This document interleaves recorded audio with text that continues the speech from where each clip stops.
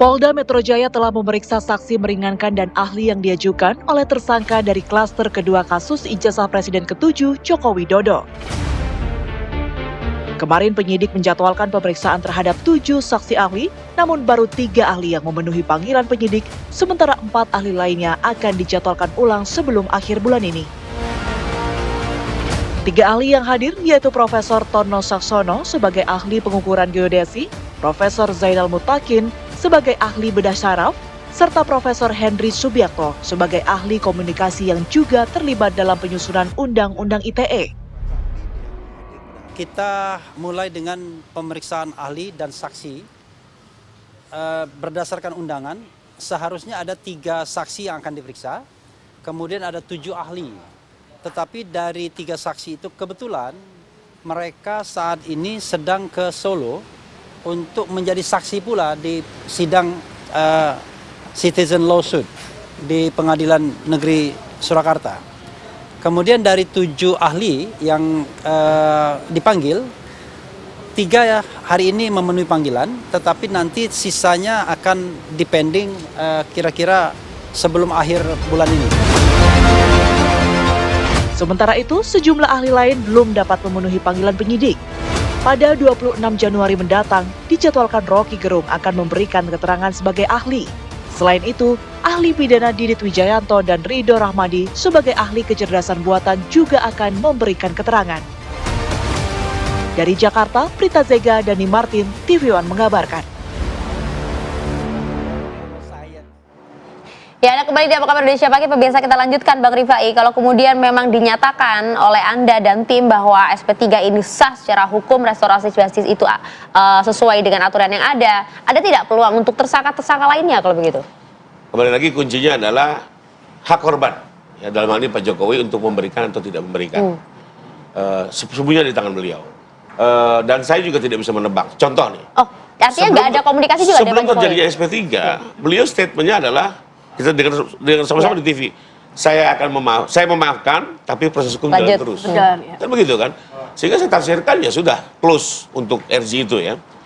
Tahu-tahu secara mendadak beliau menerima dan kami betul-betul kaget. Jadi waktu itu sendiri kami lihat di sosial media, loh kok ada kunjungan, dan kami langsung telepon ajudannya, apa betul ada kunjungan? Betul. Bahkan ada pengacaranya Bu Elidaniti. Saya agak komplain waktu itu. Loh, kalau ada pengacara harusnya kami dikasih tahu dong, ini kode etik kan. Tapi ya udah, ini kan situasinya mungkin untuk kebaikan lah ya. Jadi kembali lagi, tapi juga nggak tahu. Secara mendadak datang, ada pertemuan, perbincangan, dan langsung dimaafkan. Saya nggak mungkin juga sebagai pengacara bilang, Pak Jokowi harus konsisten dong, nggak boleh ya. Apalagi namanya perdamaian.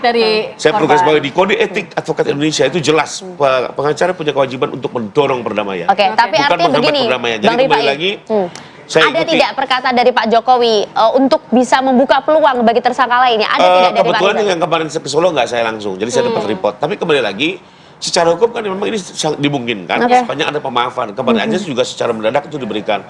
Sebentar lagi kita bulan Ramadan, mungkin bisa dimanfaatkan gitu ya. Nanti sebagai momentum untuk bertarung ke pengadilan ya, karena kembali lagi kalau sudah di pengadilan, katanya yang satu orang, yang satu abu gitu. Jadi saya kembalikan kepada para pihak. Nah, tadi juga kalau Anda belum menjawab secara terang benderang tapi apakah ada peluang gitu begitu ya untuk tersangka lainnya. Tapi kalau Pak Rizal, kira-kira setelah melihat sudah ada SP3 untuk tersangka lainnya, Egy Sujana dan lain sebagainya, apakah dari sisi Anda ada peluang nantinya untuk restoratif justice, kemudian mungkin suun ke Pak Jokowi, berbincang secara hati ke hati?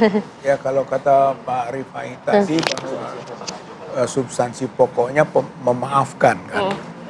Tapi harus ada minta maaf dulu dong, gitu kan. Yang itu yang tidak akan kami lakukan, gitu. Masalahnya apa? Masalahnya kami tidak merasa salah, gitu. Kecuali kalau merasa salah, gitu kan. Kemudian kita minta maaf, kemudian maafkan. Itu restoratif justice, SP3. Kalaupun mau SP3 bukan jalur itu. Tapi kan mereka juga nggak minta maaf katanya, Bang. Ya, tapi konteksnya ada kesepakatan.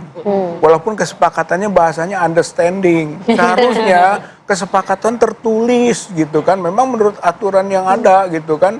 Itu harus tertulis. Ada enggak? Sampai sekarang saya tidak mendengar dari Pak Egy Sujana. Jadi kalau dari sisi Anda ini kemungkinan agak sulit untuk ke arah ke sana ya berarti ya? Ya, kalau menurut saya untuk 3 tersangka ini yang sekarang tidak menempuh jalur itu. Tapi kalau bahwa SP3 itu akan menjadi tekanan atau sesuatu yang kita tuntut karena proses-proses yang mungkin tidak benar dan sebagainya gitu. Oke, kalau gitu. Kebetulan juga sudah hadir bersama kami saat ini ada Bu Elida Neti, kuasa hukum dari Egy Sujana. Silakan duduk, Bu Elida. Terima kasih banyak.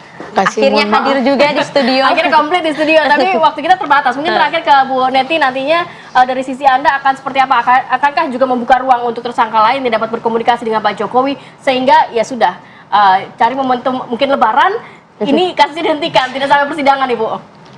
Bagi saya semua tergantung kepada diri sendiri, karena hukum itu siapa berbuat apa. Jadi jika dia menginginkan ada itikat baik, terus apa salahnya, ya kan? Saya sebagai pengurus TPUA udah 10 tahun menganggap TPUA ini bahagian dari kita. Jadi mungkin tidak perlu datang ke rumah Pak Jokowi, asal mau beritikat baik, karena kita sudah mewakili dari semuanya, tergantung pada pribadi. Yang 5 ya, karena ada alasan hukum. Pertama, Bang Rizal ini adalah pelapor. Kemudian Kurnia adalah advokat. Terus si ini Rustam, dia juga ikut pelapor dan dia juga menurut dia tidak dilaporkan oleh Pak Jokowi gitu. Nah, dalam hal ini Beliau juga advokat. Iya. dia sarjana tapi tidak advokat katanya, tapi saya nggak tahu Bapak. Advokat. Advokat juga, Pak. Ya, maaf.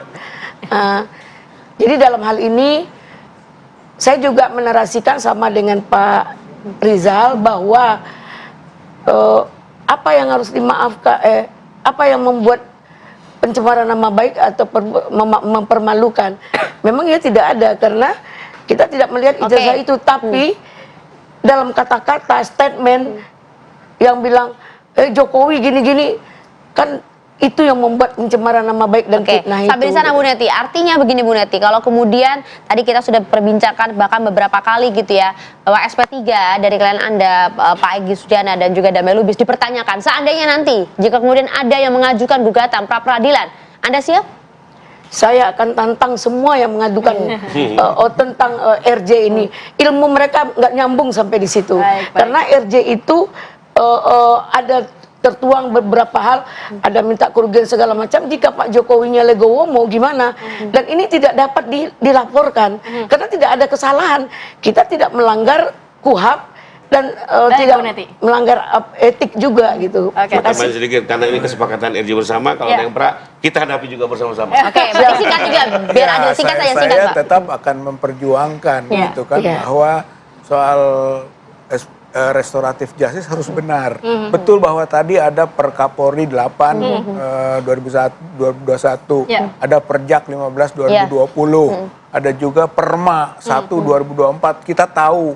Tapi di peraturan surat kepolisiannya itu eksplisit menyatakan tentang Undang-Undang 8 tahun 1981. Mengajukan pra peradilan. Saya kira itu nanti kita pertimbangkan. Oke, kita akan nantikan seperti apa kasus ijazah Jokowi. Sudah habis, sudah Ibu. Terima kasih banyak Ibu Neti, Bang Rifai dan juga Pak Rizal. Terima kasih. Pagi hari ini sehat selalu. Assalamualaikum. Waalaikumsalam warahmatullahi wabarakatuh.